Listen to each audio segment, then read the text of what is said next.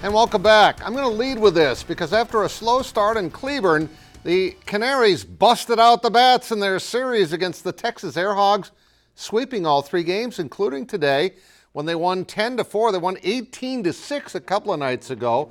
Ely with a grand slam, Taylor with 3 hits, 2 RBIs. The bullpen was perfect in 5 innings. Well, not perfect, but gave up no runs. Birds are now 4-3. They're not home until the very end of the month. All right, now watch this. The Golden Eagles of Oral Roberts have dominated the Summit League in baseball until this year. Well, tonight's game with South Dakota State, oh, it was terrible. So what do you do when it's raining? This! That is student coach Bryce Hanson trying to live it up for the Jackrabbits. Look, do it again! Attaboy. He's clearly not a player, but he's having fun. Game got rained out. They'll play tomorrow. As of right now, they're talking about the game being at noon tomorrow. That's some pretty heavy rain, but they made the best of the situation in both dugouts and had some fun. So again, this is a double elimination tournament. Jackrabbits trying to dethrone Oral Roberts. Twins at the Angels also postponed. I don't remember the last time I've seen a baseball game in Los Angeles postponed. They'll play tomorrow. Girls golf, the Metro Conference won by O'Gorman handily. They, I believe, finish up the City Golf Tournament tomorrow in Region 4B. And girls golf, Burke won that with a 279 total. They won by a bunch. Platt Geddes on the guys' side. They win by 8 shots. Well, South Dakota State's men's basketball coach Eric Henderson has some good news after losing David Jenkins to UNLV.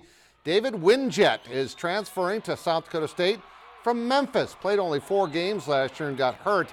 The former Winnebago High School star down in Nebraska scored over 2,200 points in his career, leaving as the state's second highest prep scorer all time.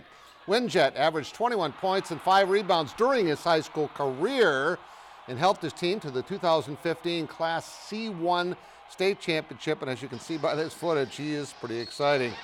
South Dakota State's all-time best on the women's side. Mitchell native Macy Miller was drafted by the Seattle Storm. Unfortunately today, she was a victim of a roster cut on the final day before the 12-man rosters had to be turned in, so she was waived by the defending WNBA champs. Hopefully the Jacks and Summit League's all-time leading scorer with over 2,300 points will get a chance to land with another team. Finally, Dakota Wesleyan Tigers have added another sharpshooter to their roster. Lincoln standout Jared Jaros, who's averaged 20 points a game for the Patriots this past year.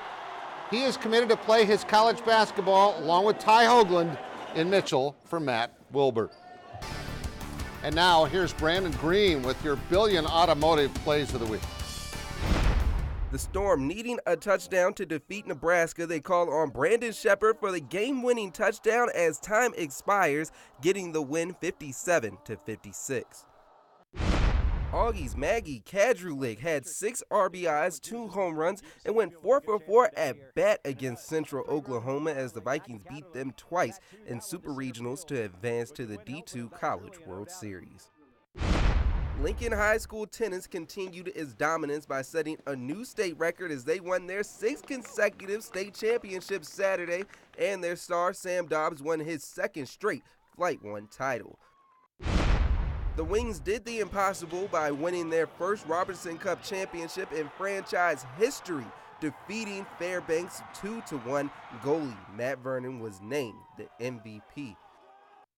The Stampede completed their dominant 11-1 postseason run by defeating Chicago 5-1 to win their 3rd Clark Cup, and they were led by goalie Jackson Stauber, who had a save percentage of 94%. And those are your Billion Automotive Plays of the Week. Now the Augie softball team starts play tomorrow night in the D2 World Series in Denver, and senior Shannon Peterson is not surprised. They did have to beat the top-ranked team in Division II on their home field, but they had extra conference heading into the Super Regionals, which should carry over to the World Series tomorrow. Well, we played them earlier in the season, and we beat them 4-0, so we definitely knew that we could beat them.